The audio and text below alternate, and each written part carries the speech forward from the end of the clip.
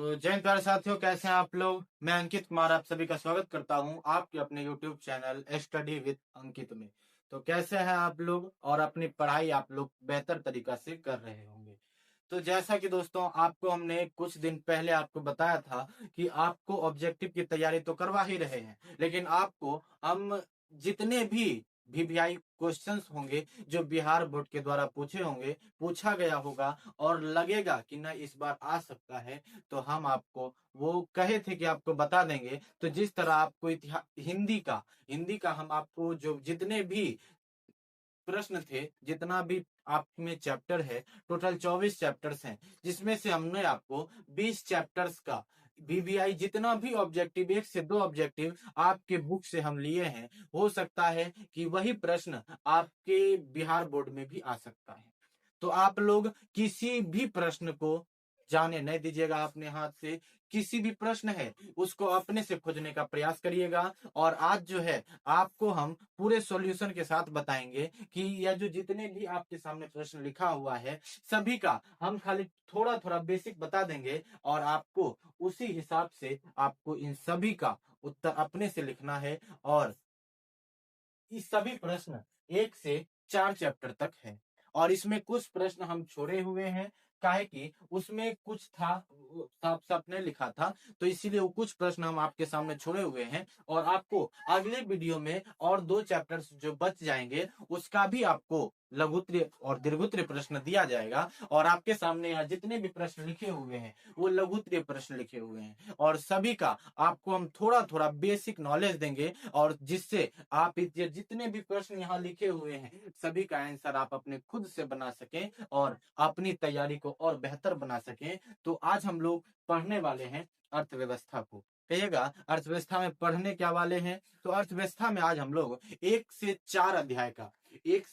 4 अध्याय का जितना भी महत्वपूर्ण सवाल है लघुत्तरीय में, वो आपके सामने हम लाए हुए हैं और सभी आपको बताया जाएगा। और आप उसको अपने से बनाने का प्रयास करिएगा, अपने से लिखने का प्रयास करिएगा और हमारे साथ लास्ट तक जुड़े रहिएगा और देखिएगा कि अब भैया क्या क्या बताए और कौन कौन से प्रश्न हमको आता है। आप लोग की यह जो जितने भी 16 प्रश्न आपके सामने लिखा हुआ है और सभी का आप अपने से ही अपना तरीका से बताइएगा कि ईमानदारी से कि आप कितना सही किए। ये नहीं कि आप करिएगा क्या, कोई बना रहा है, कोई कह रहा है कि ना हम 16 में 16 सही किए, तो आप भी उसमें ये नहीं कहने लगिएगा कि हम भी 16 में 16 सही किए। इससे कुछ होने वाला नहीं है।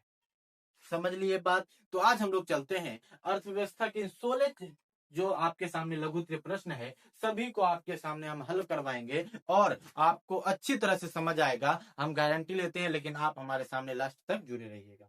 तो चलिए हम लोग समझते हैं कि आखिर आज हम लोग जानने क्या वाले हैं। तो आज हम लोग अर्थव्यवस्था को पढ़ने वाले हैं और अर्थव्यवस्था में आप लोग जानते हैं कि टोटल 6 अध्याय हैं, लेकिन ऐसे 7 अध्याय हैं। 7 अध्याय है लेकिन मुख्य रूप से 6 अध्याय हमको पढ़ना होता है। और इसी 7 अध्याय में से आज आपके सामने 1 से 4 अध्याय का आपके सामने हम प्रश्न लेके आए हैं और ये सभी प्रश्नों का आपके सामने हम उत्तर देंगे और आपको इसको समझने का प्रयास करना है। चलिए हम लोग समझते हैं। लिखा हुआ है कि 1 से 4 अध्याय का सभी महत्वपूर्ण प्रश्न, 1 से 4 अध्याय का जितने भी महत्वपूर्ण सवाल है आपको हम बताने का प्रयास करेंगे। ध्यान से समझिएगा। देखिए पहला है कि आर्थिक नियोजन किसे कहते हैं। पहला प्रश्न जो आपके बुक का है, पहला चैप्टर का, जिसका नाम है अर्थव्यवस्था एवं इसके विकास का इतिहास, उससे एक पहला प्रश्न यही है कि आर्थिक नियोजन से आप क्या समझते हैं। यह जितने भी प्रश्न है बिहार बोर्ड के द्वारा किसी न किसी साल में पूछा गया है। समझिएगा कि आर्थिक नियोजन किसे कहते हैं। पूछेगा कि आर्थिक नियोजन किसे कहते हैं, कहिएगा राष्ट्र की प्राथमिकताओं के अनुसार देश के संसाधनों का विभिन्न कार्यात्मक में प्रयोग करना ही क्या कहलाता है, आर्थिक नियोजन कहलाता है। क्या कहे, आर्थिक नियोजन किसे कहते हैं, कहिएगा कि राष्ट्रीय प्राथमिकताओं के अनुसार देश के संसाधनों का विभिन्न विभिन्नात्मक क्रियाओं में प्रयोग करना, ये आर्थिक नियोजन कहलाता है। पहला प्रश्न आप लोग समझे। क्या प्रश्न था, आर्थिक नियोजन किसे कहते हैं। आर्थिक नियोजन किसे कहते हैं, कहिएगा कि राष्ट्र के प्राथमिकताओं के अनुसार देश के संसाधनों का विभिन्न रूप में विकासात्मक क्रियाओं में प्रयोग करना ही आर्थिक नियोजन कहलाता है। पहला प्रश्न आप लोग समझ लिए। आइए दूसरा प्रश्न है कि अर्थव्यवस्था से आप क्या समझते हैं। अब अर्थव्यवस्था क्या होता है, आपको देखते होंगे कि दुनिया में बहुत सारे लोग कार्य करते हैं। यहाँ से आपको हम इतना प्रश्न बताएंगे, इससे 16 गुण है, 20-25 वो सवाल इससे हम बना देंगे। क्या क्या है समझिएगा। पहले अर्थव्यवस्था किसे कहते हैं, दूसरा प्रश्न है कि अर्थव्यवस्था किसे कहते हैं। कहिएगा कि संपूर्ण आर्थिक क्रियाओं के योग को हम लोग अर्थव्यवस्था कहते हैं। अर्थव्यवस्था किसे कहते हैं, कहिएगा संपूर्ण आर्थिक क्रियाओं के योग को हम लोग क्या कहते हैं, अर्थव्यवस्था कहते हैं। अब आपको इस यहीं पे एक और सवाल पूछा जाएगा कि बताइए आर्थिक क्रिया क्या है। कहिएगा कि कोनो काम कर रहे हैं जिसके बदले हमें पैसा मिलता है, आय मिलता है, इनकम की प्राप्ति होती है, उसे हम लोग आर्थिक क्रिया कहते हैं। कोनो भी काम, जैसे ईटा ढो रहे हैं तो उसके बदले भी हमको पैसा मिल रहा है, उसके बदले भी हमको क्या मिल रहा है, पैसा मिल रहा है, तो हमारा कौन हो जाएगा, आर्थिक क्रिया हो जाएगा। अब गैर आर्थिक क्रिया किसको कहते हैं, कहिएगा वैसा काम जिसको करने पर हमें रुपया पैसा नहीं मिलता है, उसे हम लोग क्या कहते हैं, गैर आर्थिक क्रिया कहते हैं। कहिएगा सोना, क्या सोने से आपको रुपया मिलता है, आप रात में सोइएगा, सुबह आपको अगर पैसा मिल जाए तो कोई लोग काम करेगा, नहीं करेगा, करिएगा नहीं करेगा। तो उसी तरह आप देखिए, जैसे आप रात में सोए, सुबह जैसे 6 बजेगा, उधर से मम्मी बोलेगी रे पढ़े लेने जे भाई, ऐसे बोलेगी, तो आप लोग तुरंत उठिएगा, आंख मल्ले मल्ले और कहाँ चल दीजिएगा, बस्ता उठाइएगा, देखिएगा कोनो कॉपी है, लेके चल दिए। तो पहले मुंह कौन धोइएगा तभी न जाइएगा। तो वही होता है गैर आर्थिक क्रिया किसे कहते हैं, कहिएगा वैसा काम जिसे करने पर हमें रुपया पैसा की प्राप्ति नहीं होती है, उसे हम लोग गैर आर्थिक क्रिया कहते हैं। यहाँ से देखिए क्या को प्रश्न हुआ, दो दो चार प्रश्न हो गया। आइए तीसरा है कि सतत विकास किसे कहते हैं। सतत विकास किसे कहते हैं। अब क्या सतत विकास क्या होता है, आपको देखिए, आप लोग देखते होंगे कि अभी आप लोग खा रहे हैं, देखिए जैसे अभी जो है आप वर्तमान की बात करें तो इसमें हम परिभाषा पहले बताते हैं, तब इसको समझाएंगे देसी भाषा में। कैसे समझाएंगे, देसी भाषा में। सतत विकास किसको कहते हैं, कहिएगा कि वर्तमान विकास को ध्यान में रखते हुए आने वाले पीढ़ियों को भी हम ध्यान में रखते हैं, ऐसे विकास को ही हम लोग सतत विकास कहते हैं। सतत विकास किसको कहेंगे कि यह विकास की वैसी प्रक्रिया जिसमें वर्तमान समय को ध्यान में रखते हुए आने वाले पीढ़ियों को भी ध्यान में रखते हैं, उसे सतत विकास कहते हैं। यह सतत विकास की आप देसी भाषा में कहे भी बताइएगा। जैसे देखिए आपके अभी दादा हैं, दादा लोग होंगे, वह किसके लिए कमाए, अपने बेटे के लिए। तो दादा जो थे वह अपना ख्याल तो रखे रहे थे, वर्तमान समय का भी ध्यान में रखिए रहे थे, लेकिन भविष्य का भी चिंता कर रहे थे कि ना हमारा बेटा जब बड़ा होता है तो ओकरो लिए कुछ चाहिए। तो वह अपना तो ख्याल रखे रहे थे, लेकिन भविष्य की भी चिंता क्या कर रहे थे, वो कर रहे थे। तो उसी विकास को तो हम लोग सतत विकास कहते हैं। समझ लिए, तीसरा प्रश्न भी क्या हो गया, क्लियर हो गया। चौथा प्रश्न है कि समाजवादी अर्थव्यवस्था से आप क्या समझते हैं। देखिए समाजवादी अर्थव्यवस्था यह पूछेंगे पहला बार कि समाजवादी अर्थव्यवस्था हो वो किसका प्रकार है, तो अर्थव्यवस्था का क्या है रेणु, प्रकार है। पूछेंगे कि बताओ अर्थव्यवस्था के कितने प्रकार हैं, कहिएगा 3 प्रकार है। कहेगा कौन कौन, पहला पूंजीवादी अर्थव्यवस्था, दूसरा समाजवादी अर्थव्यवस्था, तीसरा मिश्रित अर्थव्यवस्था। आपसे यहाँ से पूछेगा कि समाजवादी अर्थव्यवस्था किसे कहते हैं, कहिएगा कि वैसा संसाधन, या कहिएगा कि वैसी अर्थव्यवस्था जिसमें उत्पादन के साधनों का स्वामित्व देश की सरकार के पास होता है, तो ऐसी अर्थव्यवस्था को हम लोग समाजवादी अर्थव्यवस्था कहते हैं। कहिएगा इतना को तो आप बताइए दिए, और बताइए ना ये जो समाजवादी अर्थव्यवस्था है किस किस देश में लागू है। जैसे चीन हो गया, चीन में जो है वह समाजवादी अर्थव्यवस्था है। जैसे क्यूबा ले लिए, क्यूबा में जो है समाजवादी अर्थव्यवस्था है। पूंजीवादी अर्थव्यवस्था, यहीं से दूसरा परिभाषा आपसे पूछ देगा कि बताइए पूंजीवादी अर्थव्यवस्था किसे कहते हैं। कहिएगा कि वैसी अर्थव्यवस्था जिसमें उत्पादन के साधनों का स्वामित्व जो होता है किसी भी देश के निजी व्यक्ति के पास होता है, तो ऐसे अर्थव्यवस्था को हम लोग पूंजीवादी अर्थव्यवस्था कहते हैं। अमेरिका, जापान, रूस, इस सब देशों में पूंजीवादी अर्थव्यवस्था है। बात क्लियर है। आइए चौथा प्रश्न हम लोग देखते हैं, अगला प्रश्न कि वो आता है मिश्रित अर्थव्यवस्था। मिश्रित अर्थव्यवस्था किसे कहते हैं, कहेगा वैसी अर्थव्यवस्था जिसमें देश के सरकार और निजी व्यक्ति दोनों मिल करके देश की शासन व्यवस्था चलाती है, तो ऐसी अर्थव्यवस्था को हम लोग मिश्रित अर्थव्यवस्था कहते हैं। और भारत जैसे देशों में मिश्रित अर्थव्यवस्था है। यहाँ से देखिए बहुत सारे प्रश्न को हमने आपको क्या किया, बताया। आइए अगला है पांचवा प्रश्न आपसे पूछेगा कि मानव विकास सूचकांक के घटकों को लिखें। देखिए मानव विकास सूचकांक के बारे में अगर आप फुल पढ़े होंगे अगर चैप्टर बढ़िया से, तो उसमें मानव विकास सूचकांक के बारे में बहुत अच्छा तरीका से बताया गया है। लेकिन आपसे पूछ रहा है कि मानव विकास सूचकांक के घटकों को लिखें, तो मानव विकास सूचकांक के 3 घटक हैं। मानव विकास सूचकांक के कितने घटक हैं? 3 घटक हैं। पहला जीवन आशा, दूसरा शिक्षा प्राप्ति और तीसरा होता है जीवन स्तर। ये 3 घटक होते हैं मानव विकास सूचकांक के। मानव विकास सूचकांक के 3 घटक होते हैं। पहला जीवन आशा, दूसरा जीवन स्तर, तीसरा शिक्षा प्राप्ति। समझ लिए? 5वां प्रश्न भी क्या हो गया हमारा? क्लियर हो गया। आइए, छठा प्रश्न है कि प्रति व्यक्ति आय क्या है? प्रति व्यक्ति आय से आप क्या समझते हैं? कहिएगा, याद रखिएगा कि राष्ट्रीय आय को देश की कुल जनसंख्या में भाग देने पर जो हमें प्राप्त होता है, उसी को हम लोग प्रति व्यक्ति आय कहते हैं। प्रति व्यक्ति आय किसको कहते हैं? कहिएगा कि राष्ट्रीय आय को देश की कुल जनसंख्या में भाग देने पर जो प्राप्त होता है, उसे हम लोग प्रति व्यक्ति आय कहते हैं। बात क्लियर है? आइए, 7वां प्रश्न हम लोग देखते हैं कि राष्ट्रीय आय और प्रति व्यक्ति आय में अंतर लिखें। राष्ट्रीय आय और प्रति व्यक्ति आय में क्या लिखें? अंतर लिखें। राष्ट्रीय आय किसको कहते हैं? कहिएगा, राष्ट्रीय आय किसको कहते हैं? कहिएगा कि किसी देश में एक वर्ष में अर्जित आय की कुल मात्रा को हम लोग राष्ट्रीय आय कहते हैं। और अभी बताए, राष्ट्रीय आय को देश की कुल जनसंख्या में भाग देने पर जो प्राप्त होता है, जो भागफल प्राप्त होता है, उसी आय को हम लोग प्रति व्यक्ति आय कहते हैं। 7वां प्रश्न भी हमारा क्या हो गया? क्लियर हो गया। आइए, 8वां प्रश्न है कि गरीबी गरीबी को ही जन्म देती है, कैसे? देखिए, हमारे समाज में बहुत तरह के लोग रहते हैं। कुछ लोग गरीब होते हैं, कुछ लोग अमीर होते हैं।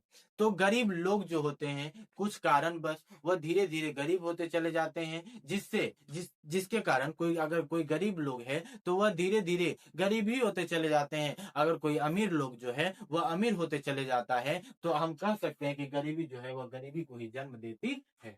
8वां प्रश्न भी हमारा क्या हो गया? क्लियर हो गया। अगला है कि शुद्ध राष्ट्र उत्पादन को प्राप्त करने शुद्ध राष्ट्र उत्पादन से आप क्या समझते हैं? शुद्ध राष्ट्र उत्पादन किसे कहते हैं? आप पहले समझ लीजिए परिभाषा क्या होता है। कहिएगा कि शुद्ध राष्ट्र उत्पादन को प्राप्त करने के लिए हमें कुछ खर्चा करना पड़ता है, और किए गए खर्चों में कुल जो उत्पादन खर्चा किए, मतलब कुल उत्पादन को घटा देने पर जो शेष प्राप्त होता है, उसी उत्पादन को हम लोग शुद्ध राष्ट्र उत्पादन कहते हैं। जैसे आप लोग बाजार सब में जाते होंगे, तो वह जो दुकानदार सब होता है, क्या वह आप अपना जो है वह घाटा लगा के देगा? नहीं देगा। तो मान लीजिए कि कोई हम 10 टका का सामान खरीद के लाए हैं, और वही हम 15 रुपया में की कर रहे हैं, उसको बेच रहे हैं। कोई सामान हम 10 रुपया में लाए हैं और उसे 15 रुपया में हम बेच रहे हैं, तो 15 रुपया में तो बिका, लेकिन मुनाफा हमको कितना हुआ? 5 रुपया हुआ। तो इसी को तो हम लोग शुद्ध राष्ट्र उत्पादन कहेंगे। कहे क्या परिभाषा कहे थे? कहे कि शुद्ध राष्ट्र उत्पादन को प्राप्त करने के लिए जब तक आप कोई चीज को, अगर मान लीजिए कि आप दुकान खोल रहे हैं, तो उसके लिए आपको कुछ क्या करना पड़ेगा? खर्चा। वही किए गए खर्चों में घटा देने पर जो खर्चा 10 टका किए थे, लेकिन 15 रुपया हम उसको क्या किए? बेचे, तो मुनाफा क्या रुपया हुआ? 5 रुपया हुआ। तो यही 5 रुपया जो है हमारा शुद्ध राष्ट्र उत्पादन कहलाता है। बात क्लियर हो गया। आइए, 10वां नंबर प्रश्न कहते हैं क्या है कि राष्ट्रीय आय की गणना में होने वाली कठिनाइयों को लिखें। राष्ट्रीय आय की गणना में होने वाली कठिनाइयों को लिखें। देखिए, राष्ट्रीय आय की गणना में निम्नलिखित कठिनाइयां हैं। कहिएगा कौन कौन सा? आपके बुक में 3 को दिया हुआ है, कौन कौन सा है? कि पहला है कि आंकड़ों को एकत्र करने में कठिनाइयां होती है। क्या बताएं?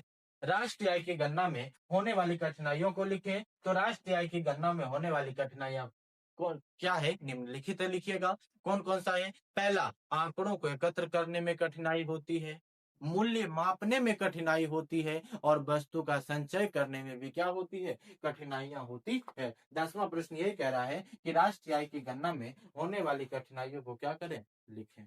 बात क्लियर है? 10वां प्रश्न भी हमारा क्या हो गया? क्लियर हो गया। 11वां नंबर प्रश्न है कि वस्तु विनिमय प्रणाली से आप क्या समझते हैं? अगला प्रश्न है कि वस्तु विनिमय प्रणाली से आप क्या समझते हैं? तो देखिए, वस्तु विनिमय प्रणाली क्या होता है, तो याद रखिएगा, इसमें वस्तु विनिमय प्रणाली में वस्तु से वस्तु का ही लेन देन होता है। कहिएगा कि एक वस्तु के बदले दूसरे वस्तु का आदान प्रदान करना, अदला बदली करना, क्रॉस ऑर्डरिंग करना, एक लेना दूसरा देना, तो उसी को तो हम लोग वस्तु विनिमय प्रणाली कहते हैं। एक वस्तु के बदले दूसरे वस्तु का आदान प्रदान करना ही वस्तु विनिमय प्रणाली कहलाता है। और याद रखिएगा इसी का एक और परिभाषा होता है, मतलब इसी से रिलेटेड एक आपसे पूछेगा कि मौद्रिक विनिमय प्रणाली क्या होता है, कहिएगा कि एक वस्तु के बदले मुद्रा का, पैसा का आदान प्रदान करना ही मौद्रिक विनिमय प्रणाली कहलाता है। जैसे आप वस्तु विनिमय प्रणाली में आप लोग करते होंगे कि अगर कोई बर्फ वाला आया है तो आप उसको गेहूं दे करके आप बर्फ क्या कर लेते हैं, खा लेते हैं। तो वस्तु के बदले वस्तु का ही लेन देन किए तो उसे हम लोग वस्तु विनिमय प्रणाली कहेंगे। और आपसे पूछेगा कि मौद्रिक विनिमय प्रणाली क्या होता है, कहिएगा एक वस्तु के बदले रुपया का आदान प्रदान करना ही मौद्रिक विनिमय प्रणाली कहलाता है। जैसे आप लोग अगर कोई बर्फ वाला आया है तो अगर आप बर्फ लिए उसके बदले उसको पैसा दे दिए तो वही हमारा मौद्रिक विनिमय प्रणाली कहलाता है।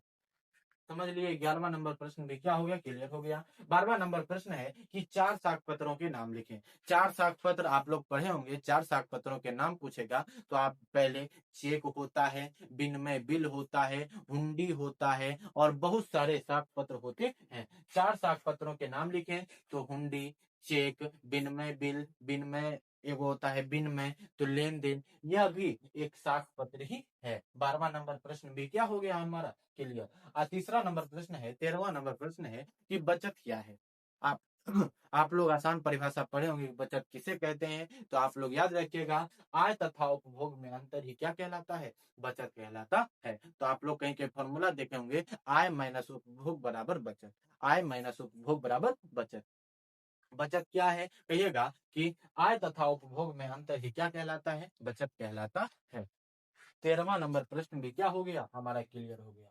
14वां नंबर प्रश्न है कि मुद्रा की परिभाषा दें। देखिए पहला बात तो आप जानिए कि मुद्रा की एक परिभाषा नहीं है, अलग अलग वैज्ञानिकों ने बहुत सारे परिभाषा मुद्रा की दिए हैं, लेकिन आपको परिभाषा एक कह रहा है देने के लिए तो आप यहाँ दे सकते हैं। लिखिएगा कि मुद्रा वह है जो मुद्रा का कार्य करती है, मुद्रा वह है जो मुद्रा का कार्य करती है, मुद्रा कहलाती है। बात क्लियर है। आइए अगला है कि राष्ट्रीय आय से आप क्या समझते हैं। राष्ट्रीय आय से आप क्या समझते हैं, तो आपको बताए थे कि किसी देश में एक वर्ष में जितनी वस्तुओं और सेवाओं की कुल मात्रा उत्पादित की जाती है, सॉरी, राष्ट्रीय आय किसे कहते हैं, कहिएगा कि किसी देश में एक वर्ष में अर्जित आय की कुल मात्रा को हम लोग राष्ट्रीय आय कहते हैं। 15वां नंबर प्रश्न भी हमारा क्या हो गया, क्लियर हो गया। 16वां नंबर प्रश्न है कि एटीएम के बारे में संक्षिप्त परिचय दें।